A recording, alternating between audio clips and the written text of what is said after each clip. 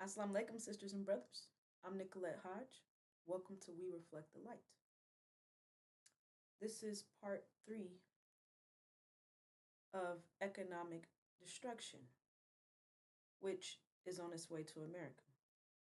America is under severe economic pressure. And we are feeling the effects. We're feeling the effect of the war in the Middle East. The war in the Middle East is disrupting America's economy, disrupting the oil flow. So we know exactly how this war is going to turn out. We know what's about to happen, what to expect any day now, and how it's going to affect us, sisters and brothers, the original black men and women right here in the hells of North America, being held captive in the land of our imprisonment. So in part 1, we identified what the news is saying. America is admitting, they're not saying how serious it is, however, they are admitting that there's about to be a food shortage due to the fact that they have not been able to get the resources that they need from the Middle East in a timely manner to plant produce, to plant food.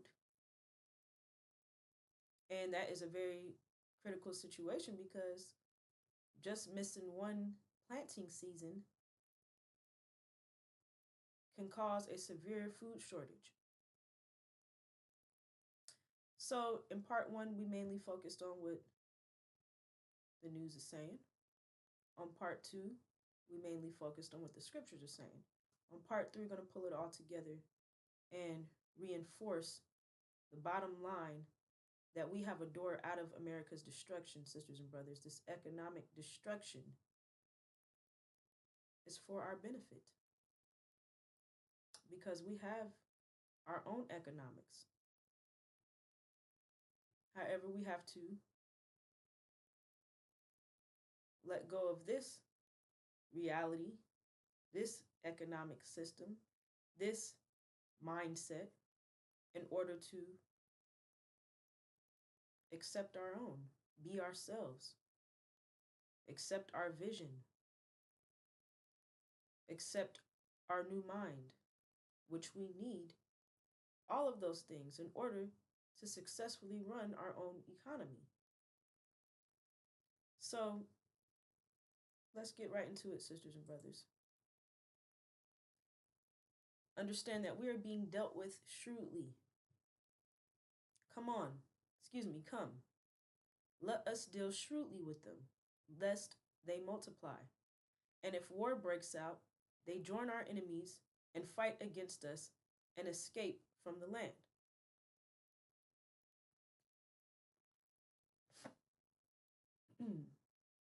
These devils don't want us to escape from the land. Why don't they want us to escape from America? Right there, that word escape identifies that we are being imprisoned. We're being held captive. So right here, they're telling you that they want to keep us up under their control. They want to keep us in their captivity. They don't want us to multiply. Why don't they want us to multiply? They don't want us to have a large population. They know that we are stronger and mightier than them. So they don't want us to multiply. They don't want us to reproduce. So they are controlling the original nation's population. And they fear that if a war breaks out, we join America's enemies, fight against America, and leave America, leave this country. And if we leave this country, if they're scared of us leaving, it says escape from the land. That makes it clear right there that we have somewhere to go to. We have our own home. We have our own land, sisters and brothers. Arabia, our promised land. So they're dealing shrewdly with us. What does that mean? They're being deceptive. They're tricking us.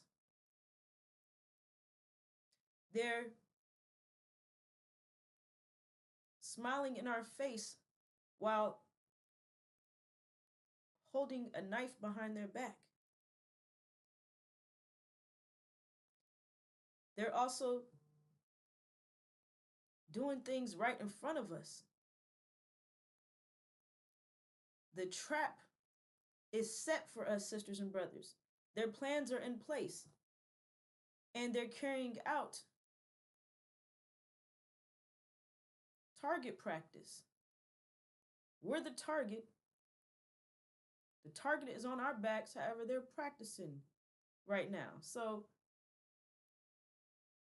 all these different people that you see getting rounded up by ICE, you see the abomination of desolation, which is still happening right now in the Middle East. False Israel in America, well, false Israel being backed by America and Britain. False Israel is doing what America and Britain have been doing for the last 400 plus years.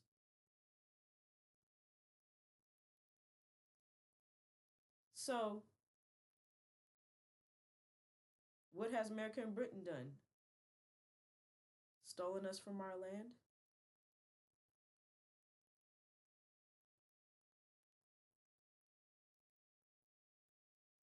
Taken what does not belong to them?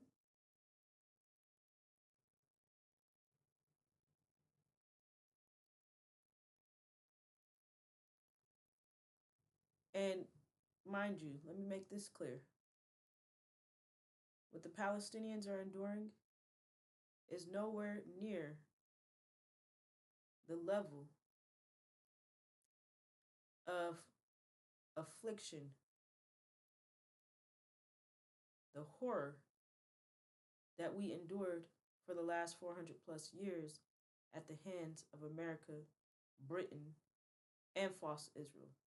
False Israel financed the transatlantic slave trade.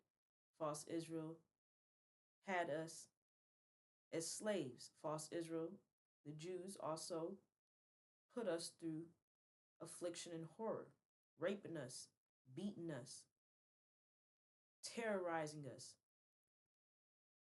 torturing us around the clock. So false Israel is only doing to the Palestinians what false Israel has learned from America and Britain, from mommy and daddy, if you will, because false Israel came out of America and Britain. However, what you see happening in the Middle East with the Palestinians being put through mass genocide, live stream mass genocide by false Israel, that's also a part of their shrewd plans, because what are they doing there? What's happening is, I'm going to touch on one aspect of it because it's many nuances to what's happening. However, one major aspect is that they're getting the world desensitized, numbing the world to mass murder of a whole nation of people who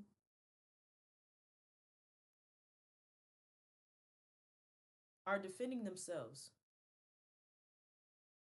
from outside danger, defending themselves from America, Britain, and false Israel. Okay, so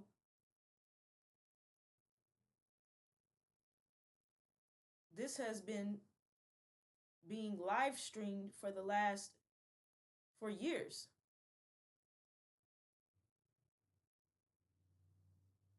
For at least 2 years. And I'm giving approximates, could be 2 or 3 years. And no one is doing anything about it. No one has stopped it.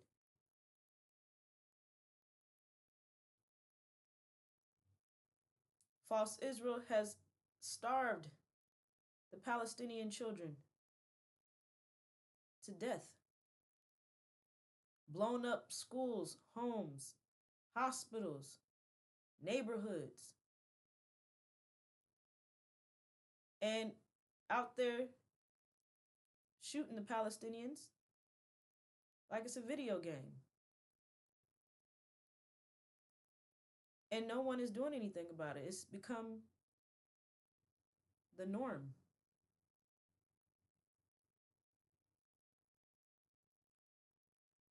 In which, from a certain perspective, you could say that, well, um, shedding shedding blood and causing mischief, which is what these devils do, stealing, killing, and destroying, that is their norm. So, the language is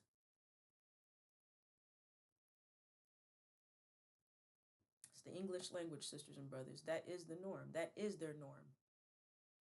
However, it's happening and no one is saying anything about it. No one has stopped it.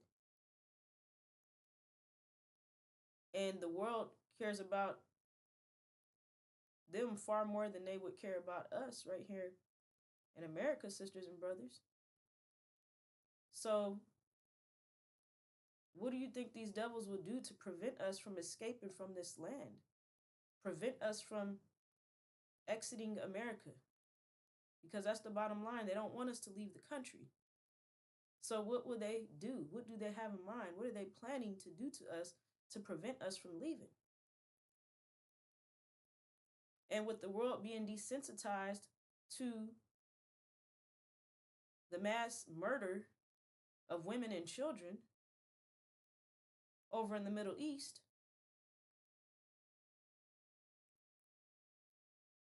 what is that doing to the mind, sisters and brothers?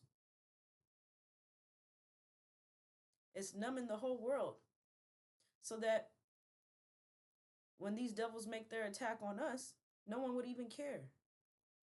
No one would even stand up for us, which no nation has ever stood up for us. The last 400 plus years of us being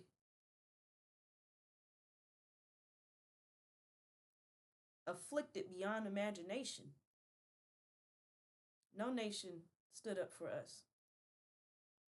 So if they didn't do it then, why would they do it now?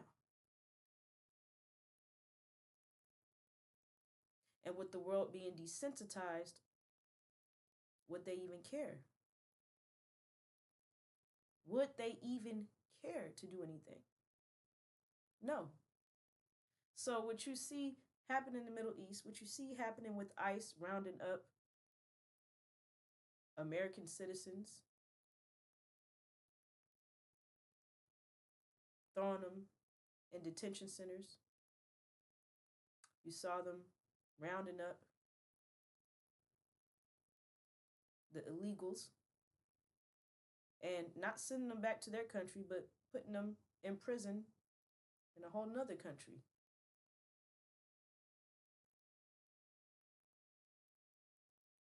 What does that tell you, sisters and brothers? America has legalized the use of deadly force on American citizens if they even suspect groups coming together.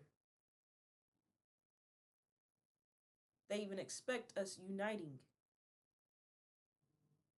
because that's a threat to them. So they're classifying our unity as a threat. as a national security threat. And they have already legalized the use of deadly force on us. Plus, through the U.S. Constitution, which is another way that they're dealing with us shrewdly, they have us classified as animals through that 3/5 human clause.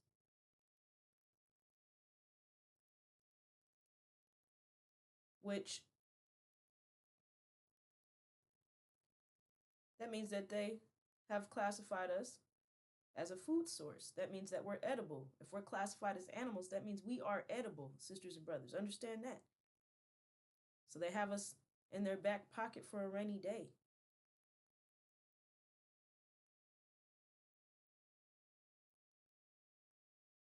Not only that,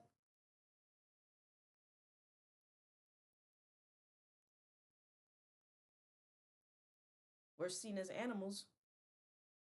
We don't have no rights anyway. We never had any rights here.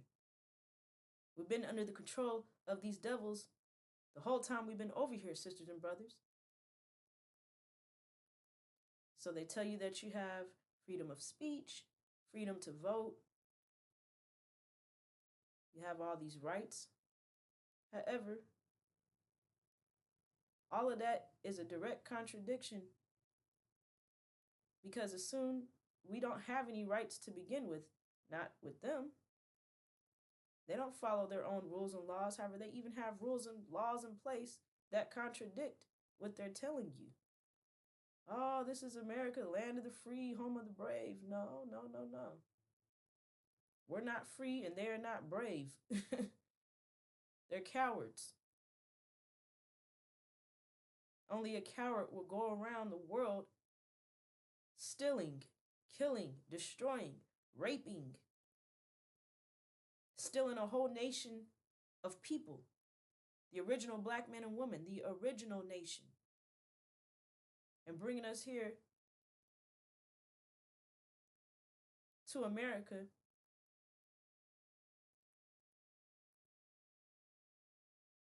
and putting us through immense horror. The Holocaust is our true experience, sisters and brothers, not slavery. Slavery does include being raped. From the day of birth until the day that we died, these devils raped us around the clock. They did not spare any of us. Raped our children, raped our men, our boys, all of us, sisters and brothers. And now we're back through the womb. They're back through the womb as well. We are our ancestors. They are their ancestors. They did it to us, literally.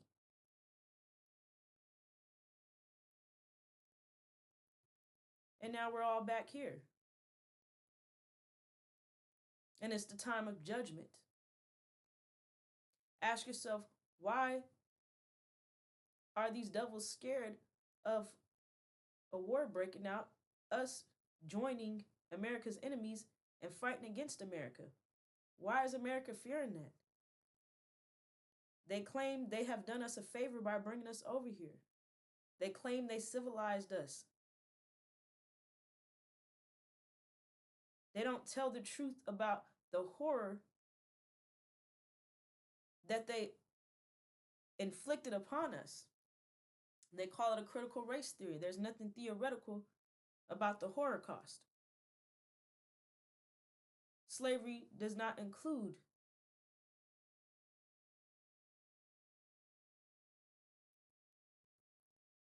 affliction. So they're lying about our true experience, downplaying it, misrepresenting it, mislabeling it. Our experience is not called slavery. Our experience is called the Holocaust. They maintained that system of slavery, that system of capitalism and democracy, maximum profit, minimum overhead. That was maintained by a system of horror and terror. Therefore, the Holocaust is the correct term, sisters and brothers. So they themselves know that they're anticipating. They're anticipating our rise, sisters and brothers, and everything that comes along with that. Revenge.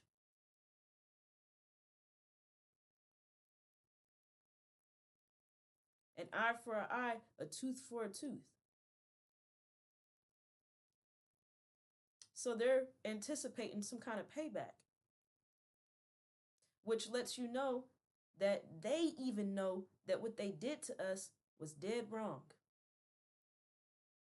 They exceeded, they crossed the boundaries. And they know that. That's why they're scared. If you treat somebody right and you've been good to them and kind, you're not scared about them coming back against you later on. But if you've been raping somebody, you killed their mother, you sodomized their father, you knocked their teeth out their mouth and shoveled shit down their throat, and then put a muzzle over their mouth so they couldn't spit it out, and had their babies crawling on the ground eating shitlings out of troughs like cattle, and took the sisters and cut our stomachs open and performed C-sections and all kind of other surgeries, using us as medical experiments with no anesthesia, no pain medicine.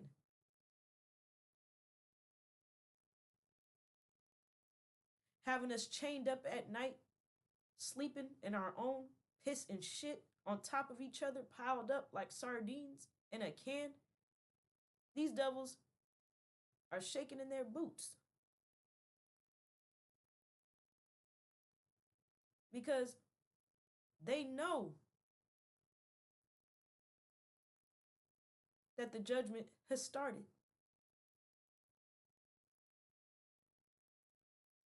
And the last thing they want us doing is waking up and realizing who we are. We are the true seed of Abraham, gods and goddesses of the universe, maker, owner, cream of the planet Earth, God and goddess of the universe.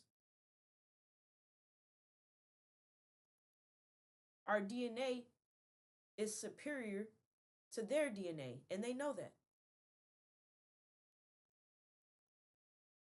So, again, they know that we're mightier than them. They know that we're stronger than them. So, right there, like, they know that we are more powerful than them. You don't realize how powerful you are right now, sisters and brothers. However, soon you will. It's just that your energy is being misdirected right now. However, once you discipline your energy and we do it as one unit, we do it as one body, then our power will come forth. We will see how powerful we are as one nation, one body. So that's what they're dealing with us shrewdly, because they have to trick us out of reclaiming what belongs to us. They have to trick us out of reclaiming our power, trick us out of reclaiming our land, trick us out of reclaiming our vision, trick us out of reclaiming our unity. Reclaiming, that's part of our power.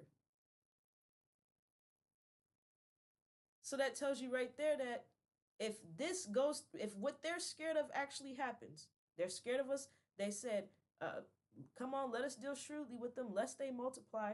If a war breaks out, they join our enemies and fight against us. And if war breaks out, they join our enemies and fight against us and escape from the land. If they're dealing with us shrewdly, that means that we are a threat to them. And that if this happened,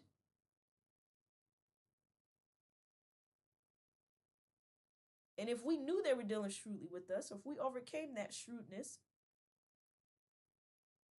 we would win. We would be victorious.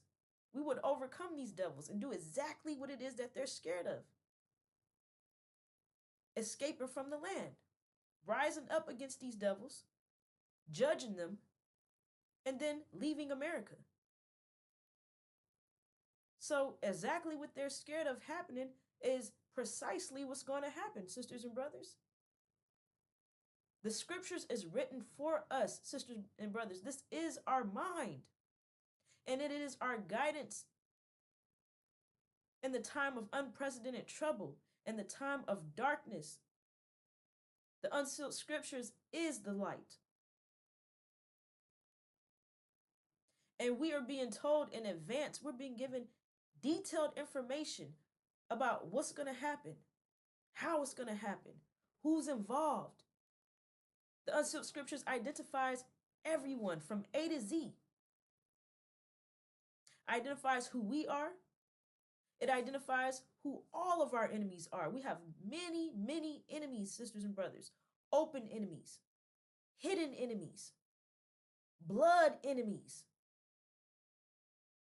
So we are given details about their psychological state. We're being given their innermost thoughts, how they think. We're being told what they fear, what their fears are, how they feel about us, what's motivating them, what's motivating them to deal with us shrewdly, what's motivating them to be tricking us and deceiving us the way they are, because they don't want us to leave. They don't want us to multiply because they know that we're stronger and mightier than them, and there's power in our numbers in unity.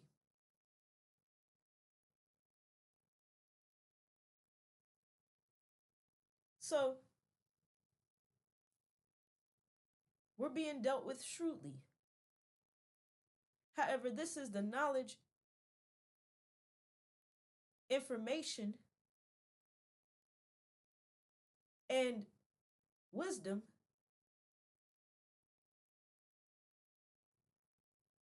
to see right through these devils, to see right through their plans, to see everything clearly and connect the dots about what's going on. The target is on our back, but they're just practicing with everyone else. They're practicing with the Palestinians. They're practicing with the illegals. However, all of that is in preparation for the destruction of the original black man and woman right here in America. So let's keep moving. The war in the Middle East. Fertilizer shortages are becoming a key factor for farmers. Analysts say it's already shifting expectations for the year ahead. Rabobank projects U.S. farmers will plant nearly 96 million acres of corn and more than 83 million acres of soybeans this spring, largely unaffected by rising input costs. But in other parts of the world, disruptions from the Middle East could hit hardest. Brazil, India, and Australia could limit crop expansion and reduce yields. Analysts say those pressures are most likely to affect farmers with less access to credit, raising concerns for global food production and long-term supply.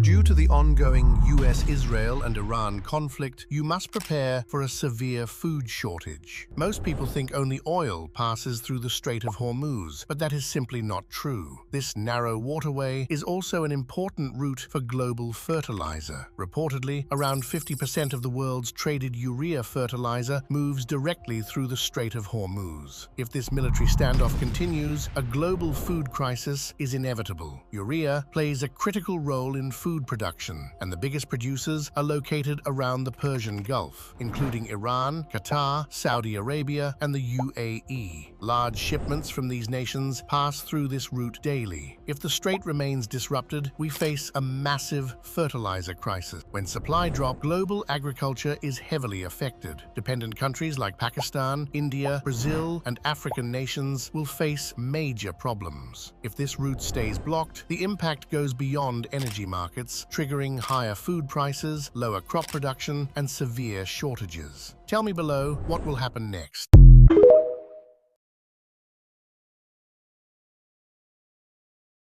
Well, we have a major problem. Farmers are actually skipping this planting season. Some farmers are selling their land to developers, others are leasing it out to other farmers, and right now it is a huge concern.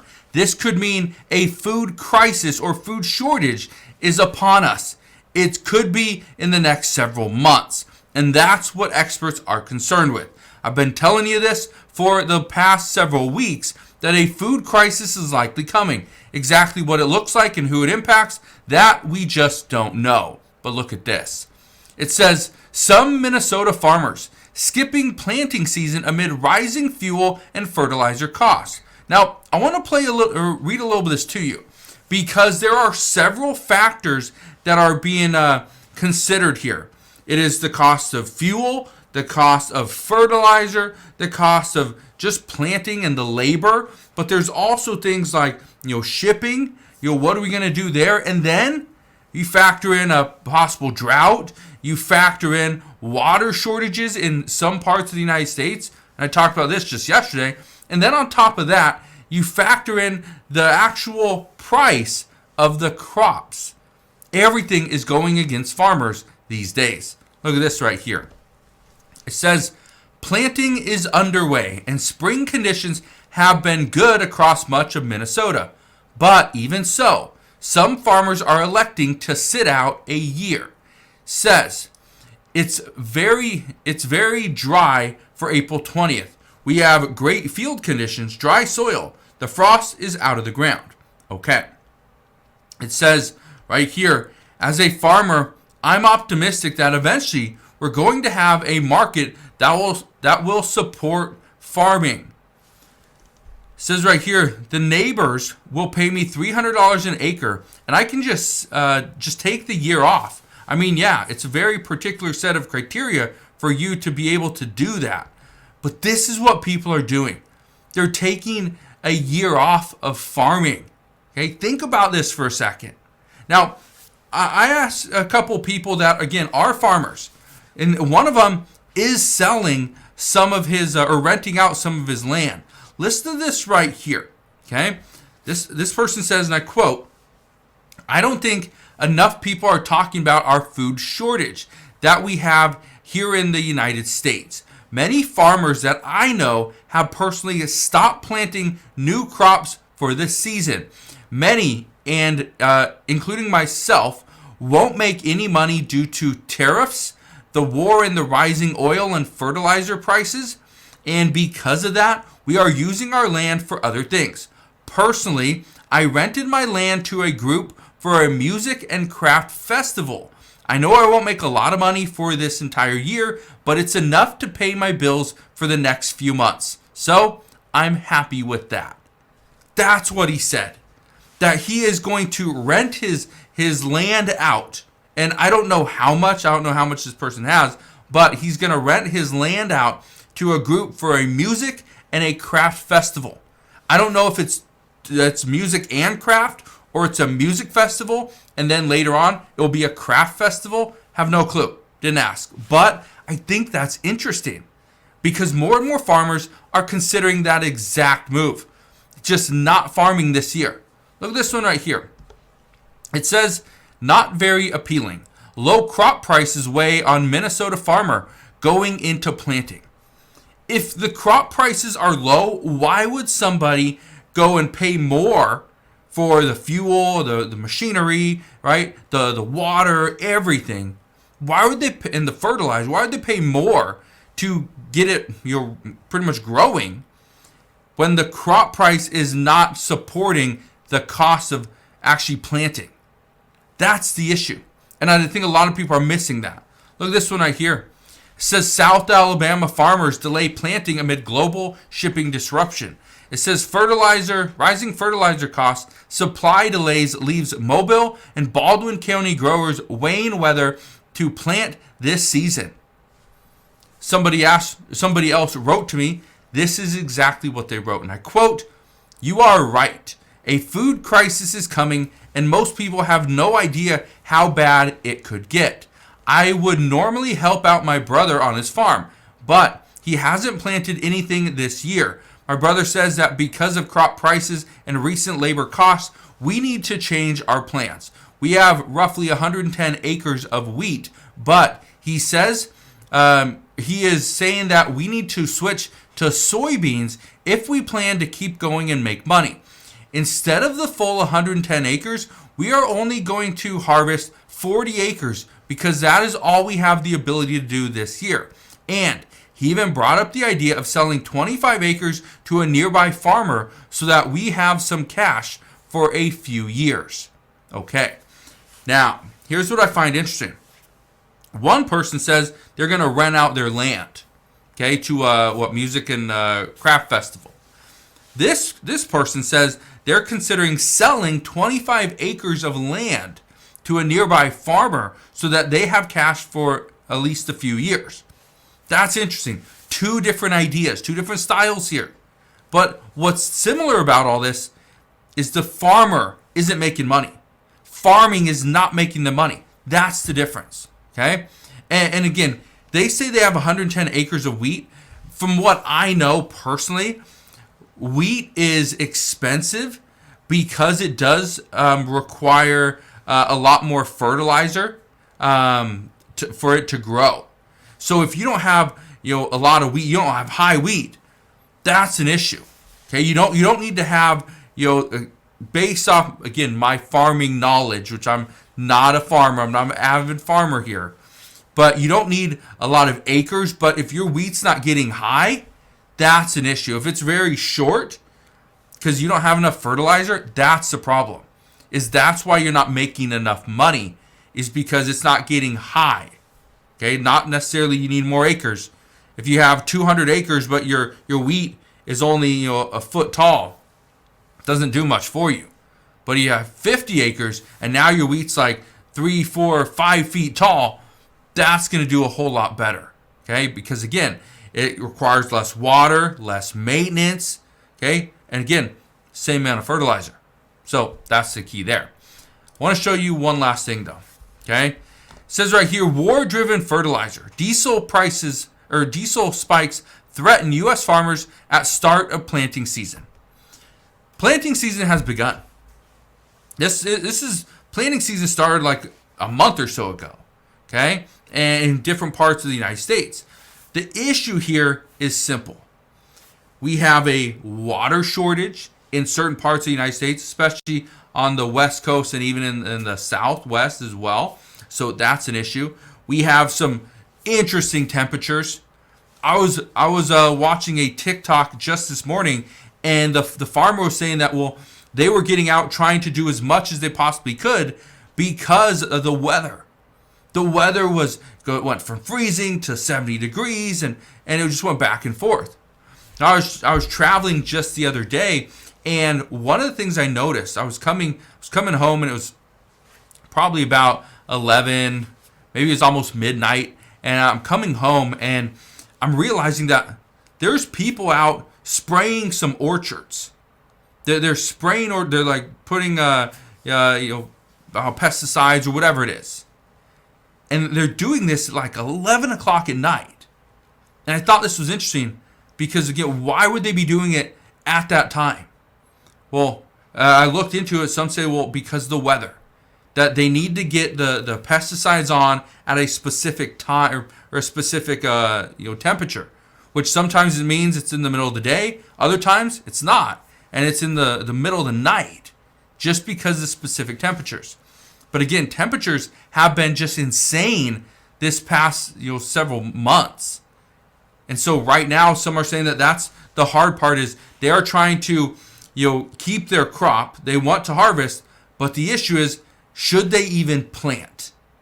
Because again, why would they plant? They'd get the water, they'd get the fertilizer, they'd have all the fuel costs. Why would they do all that and not make any money? That's the big question.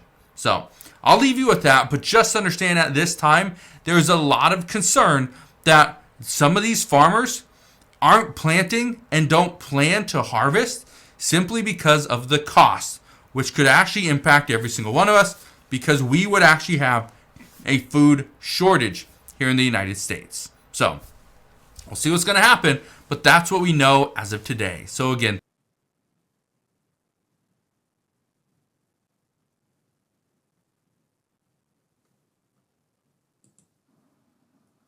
I'll admit it. I will eat my neighbors.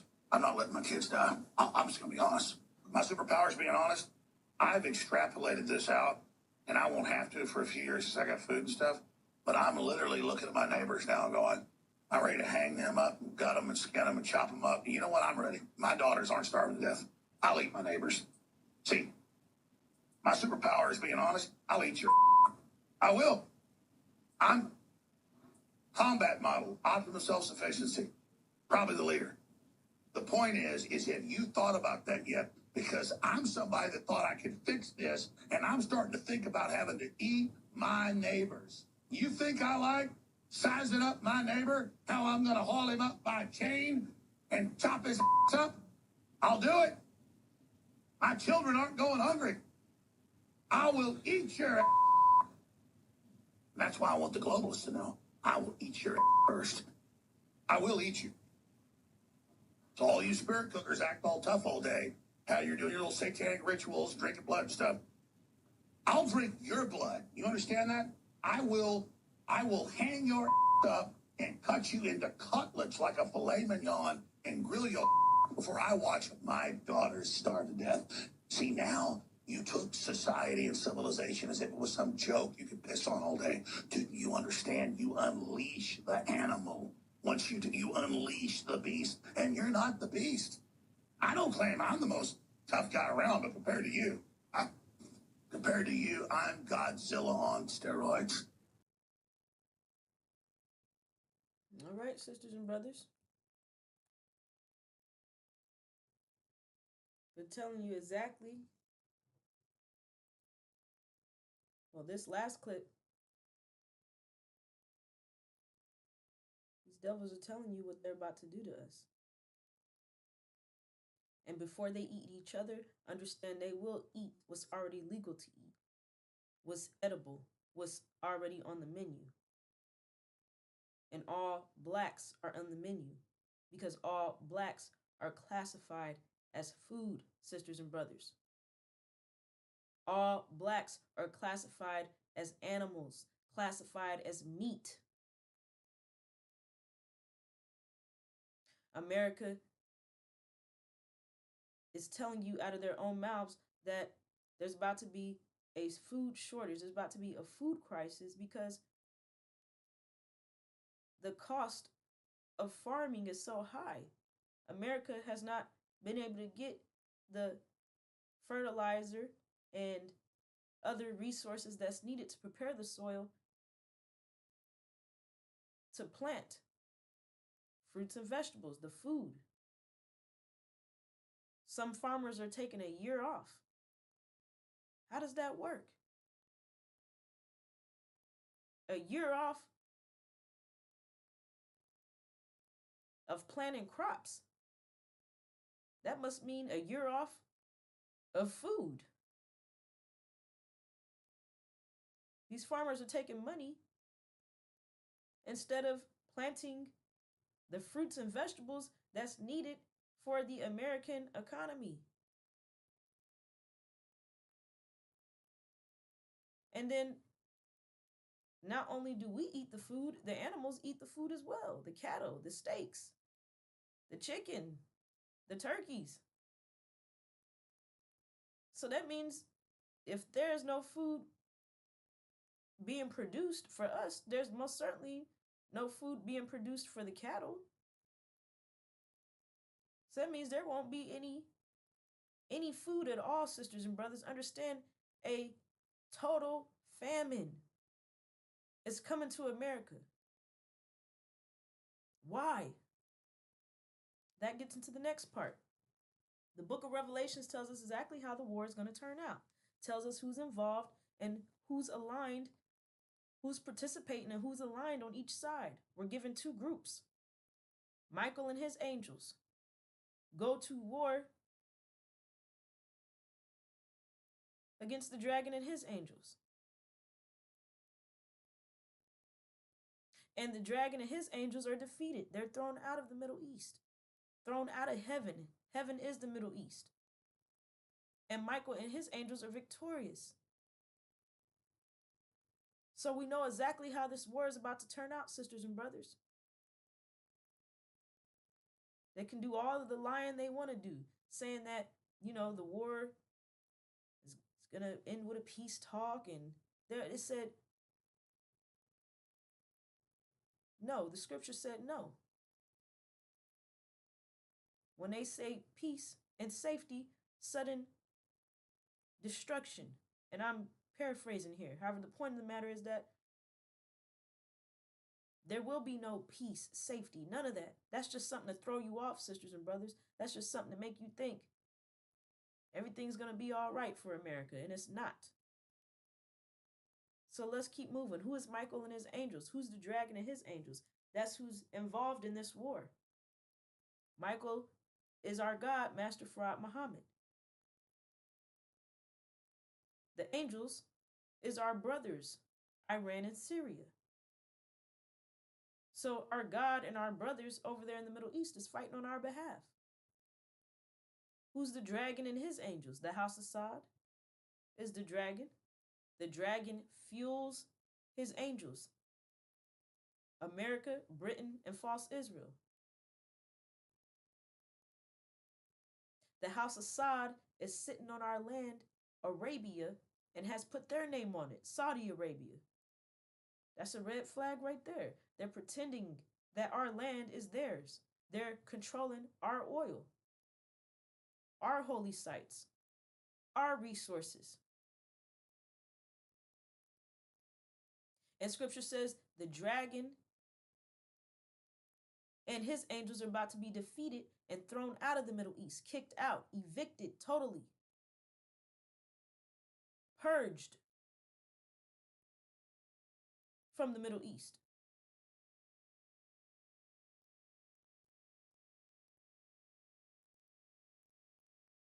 So once that takes place, Michael and his angels are in control of the oil, in control of our land, in control of our resources, our holy sites,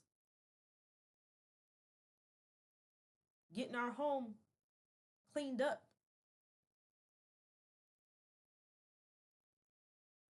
so that we can receive our land. Now, we know there's details in there as well.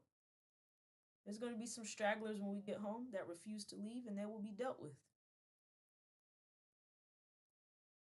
However, the point of the matter is that this war has been laid out detail by detail through the unsealed scriptures. And the outcome of this war is going to have a permanent, lasting effect on the whole world, sisters and brothers. Your life will not be the same, which is good.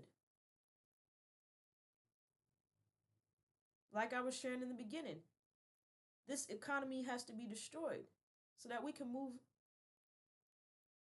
into what's ours, our economic system.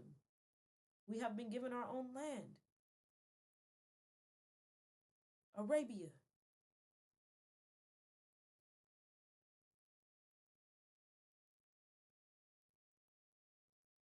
So, and of course, there's details that go with that as well. We have to have a thorough knowledge of self in order to get up out of here, which we're in the process of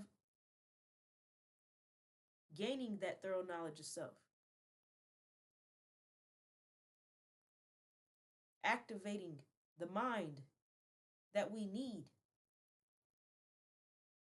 to escape this reality and thrive in our new reality.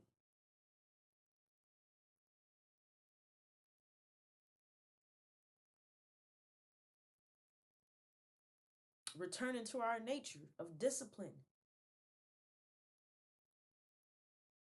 modesty, self-control. All of those things are against the American dream. Understand that the American dream is totally against our nature, sisters and brothers. That's why we have so many problems here.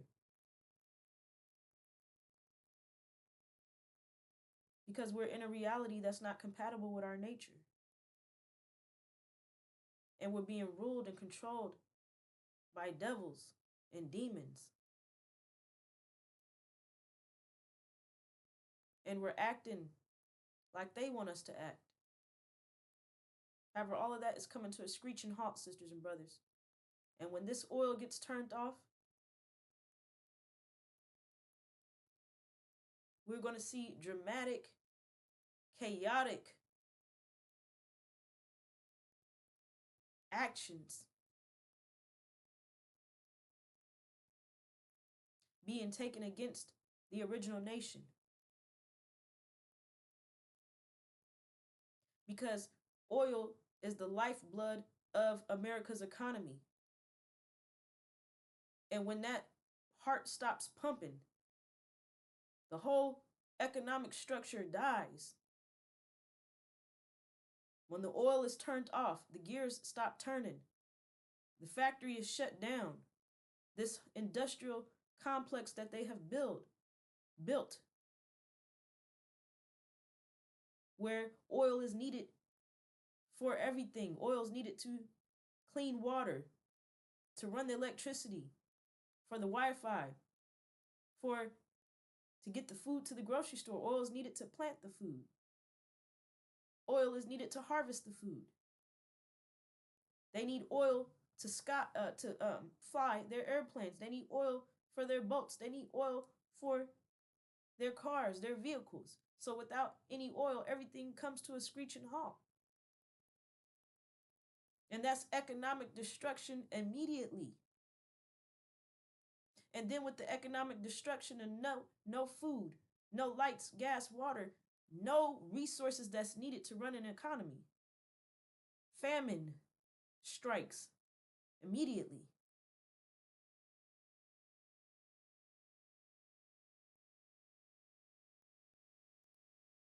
And scriptures tells us exactly what these devils plan to do to us as a result of the famine.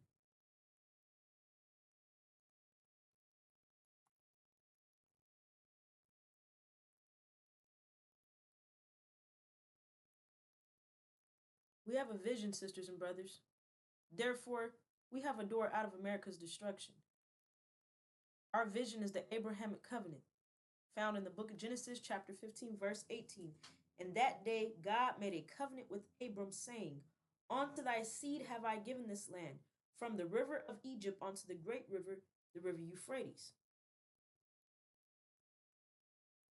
We have our own home.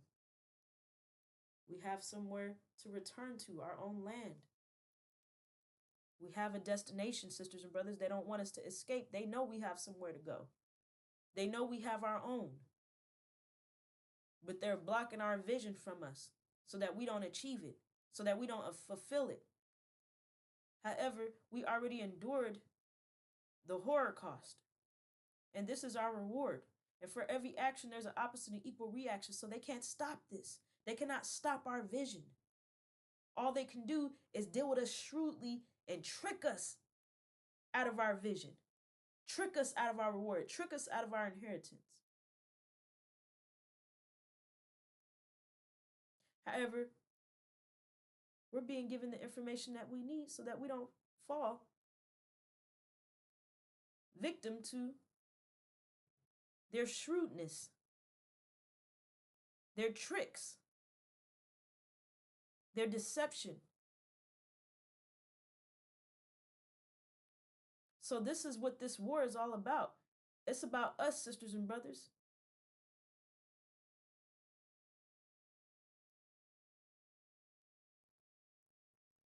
Every nation is against our vision. Every nation is against our vision. And it's no coincidence that the war is in the Middle East and our home Arabia is in the Middle East. So that connection right there lets you know that this got something to do with us. Because the Supreme Wisdom Lessons tells you that our heavenly home is the best part of the planet Earth in Arabia at the holy city Mecca. And it tells you that Arabia is the root of civilization. And us being the maker, owner, cream of the planet Earth, gods and goddesses of the universe, you damn right this war is about us. It's all about us. And our enemies are trying to prevent us by any means necessary from fulfilling our vision, which rightfully belongs to us. But they don't want us to have it. However, we put that work in. We put that 400 years in of severe sacrifice, total dedication.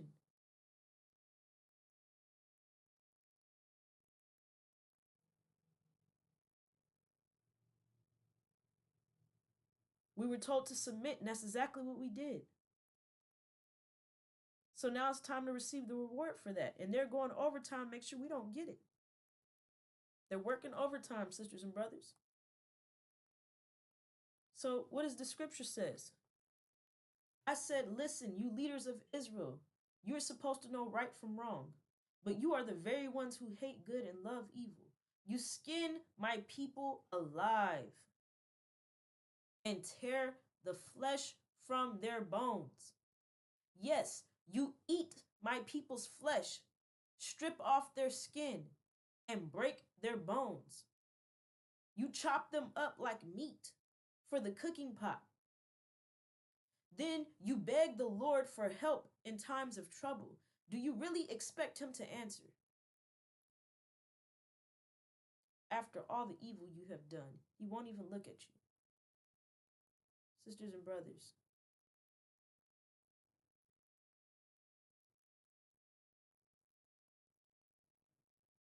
this is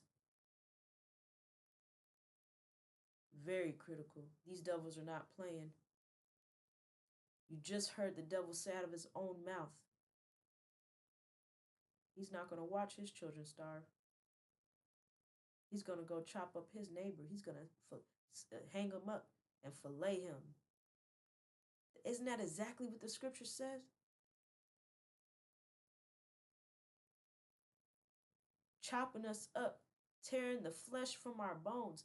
This is a gruesome, violent cannibal attack that is brewing, sisters and brothers.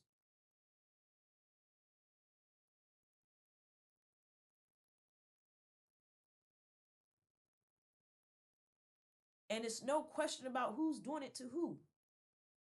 The evil ones are doing it to God's people. So there's no question about maybe this or might be that. No. This is a definite. This is what they will be doing, sisters and brothers. And we're going to overcome this. Because we're being given this information in advance. So that means we're in a position, if we understand and apply this information, we are several steps ahead of these devils. It's like you're in a ring fighting with someone, but you can see the next 5 moves that they're going to make.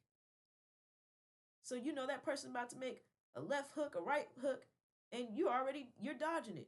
You already see what they're going to do before they do it.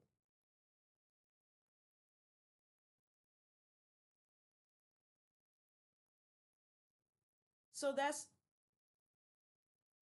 a confidence boost right there. Just being given this information. Wow. I know what's going to happen before it happens. That means I can avoid the danger. That means I can avoid the attack. That means I won't be on the dinner plate. Because I knew it was going to happen before it happened. That's what the scriptures, that's one of the things that the scriptures is doing for us, sisters and brothers. We're doing it for ourselves by understanding and applying the information. However, the scriptures is for us, written by us, and is for us. So understand that, sisters and brothers. Let's keep moving. Book of Deuteronomy, chapter 28. The most tender-hearted man among you will have no compassion for his own brother, his beloved wife, and his surviving children. He will refuse to share with them the flesh he is devouring, the flesh of one of his own children, because he has nothing else to eat during the siege. And terrible distress that your enemy will inflict on all your towns. The most tender and delicate woman among you, so delicate she would not so much as touch the ground with her foot, will be selfish toward the husband she loves and toward her own son or daughter. She will hide from them the afterbirth and the new baby she has born, so that she herself can secretly eat them. She will have nothing else to eat during the siege and terrible distress that your enemy will inflict on your town. There won't be anything to eat, sisters and brothers. It says the most tender-hearted man will be devouring his own children. The most tender and delicate woman, she won't even walk around barefoot. She won't even let her foot touch the ground barefoot. She's going to secretly give birth in silence. Because that's the only way you can give birth in secret. You got to be silent. So that she can eat the afterbirth and the baby. That means the full-on human baby and all of the afterbirth, the placenta, the guts, the blood, all of the stuff that comes out with the baby. This is a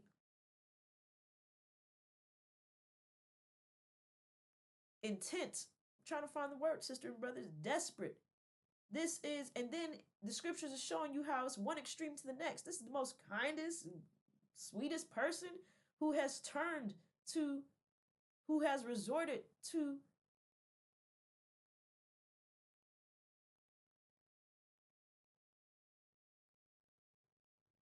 evil.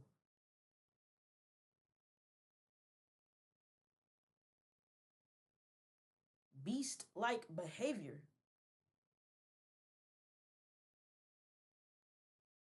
So we are about to see these devils take their mask off. That's another thing this scripture is telling you. You're going to see these devils for exactly who they are. The most kind, tender-hearted person is now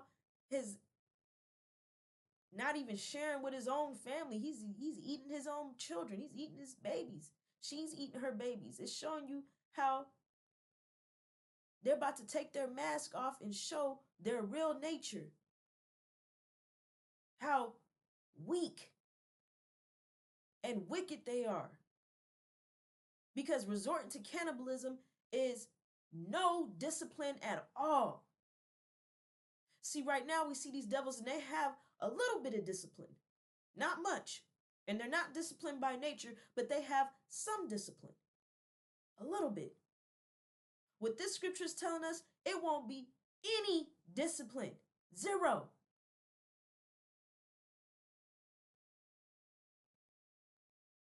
Every man for himself. No unity. No charity. They're not sharing with each other. They're keeping it for themselves. Do you understand that?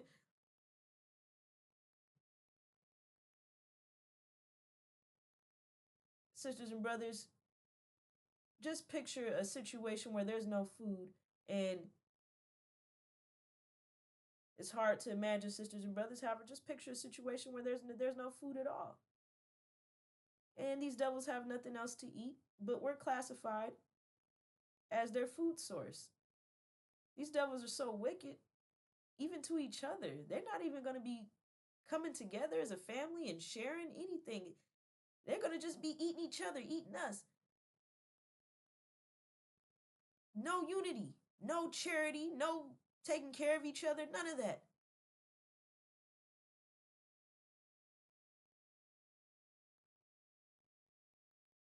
So, no discipline. None. Cannibalism. Eating your own species, if you will. And we have to even be careful saying it like that because we are not the same DNA wise. You know, these devils are not even human because they don't even have the full DNA set. So technically, we're not the same species. However, for the level of understanding that the majority of us are on, cannibalism, that means eating your own species. Humans eating humans is cannibalism.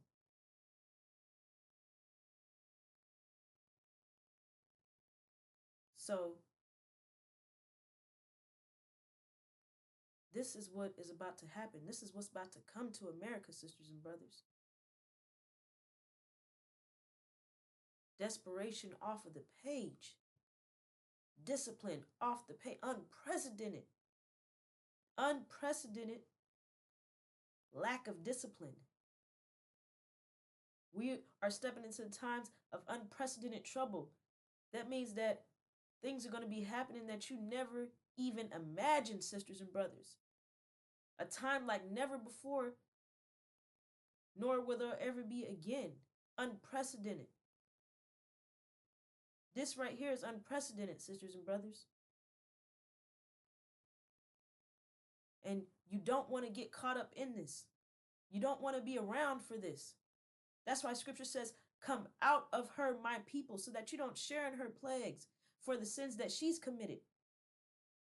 Understand, these devils are being judged for what they did to us. This famine, this cannibalism situation is their judgment for what they did to us. We don't want any parts of this. We don't want to be on their dinner plate. We don't want to be around for it at all. So that's why you're being told in advance.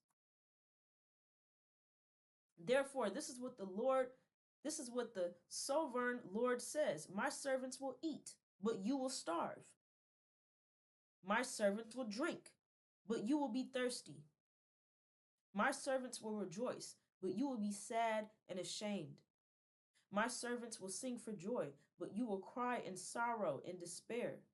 Your name will be a curse word among my people, for the sovereign Lord will destroy you and will call his servants by another, and will call his true servants by another name. All who invoke a blessing or take an oath will do so by the God of truth. For I will put aside my anger and forget the evil of earlier days. Sisters and brothers, again, the scriptures is for us, letting us know with difficulty is ease. That's what I'm getting from this scripture. You're going through all this stuff, however, you're going to eat, you're going to drink, you're going to rejoice, you're going to sing for joy. So even though we're going through this time of unprecedented trouble, which is a difficult time period, but with difficulty is ease, sisters and brothers. With difficulty is surely ease. We're told that in the Quran. So that means that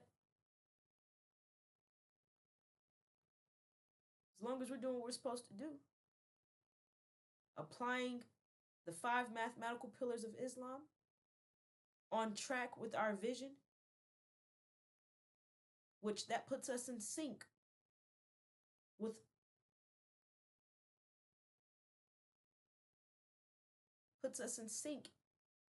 and that's our protection. That's our force field. So we don't have to be fearful.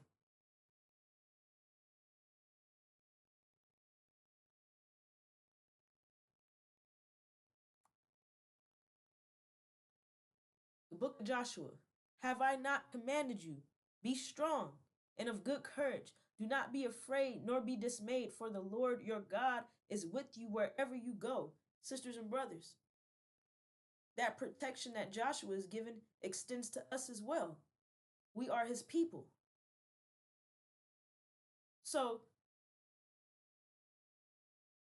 we are protected as long as we are applying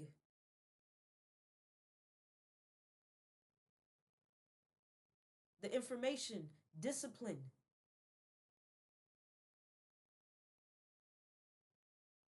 Overcoming these devils, outthinking them, raising our frequency above them. They will not be able to touch us.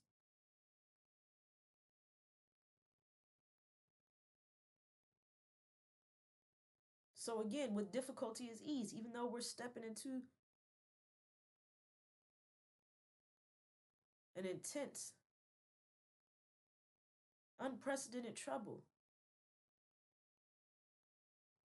We're going to be victorious. We're going to overcome these devils.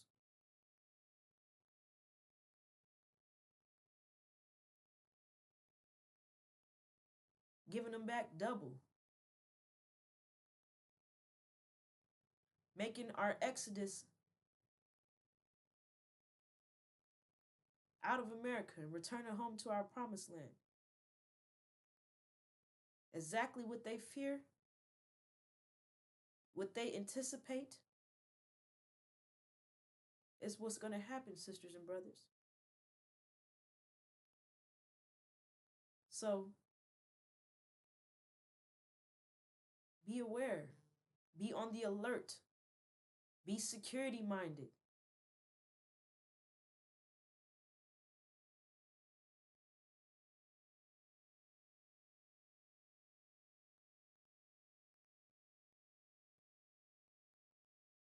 Our protection is in our discipline, our unity. And we have one vision to unite under, sisters and brothers. One vision to fulfill, to see all the way through to its completion. We didn't come this far for nothing, sisters and brothers. So with that brings this segment to a close, and I will be back with more. Assalamu alaikum.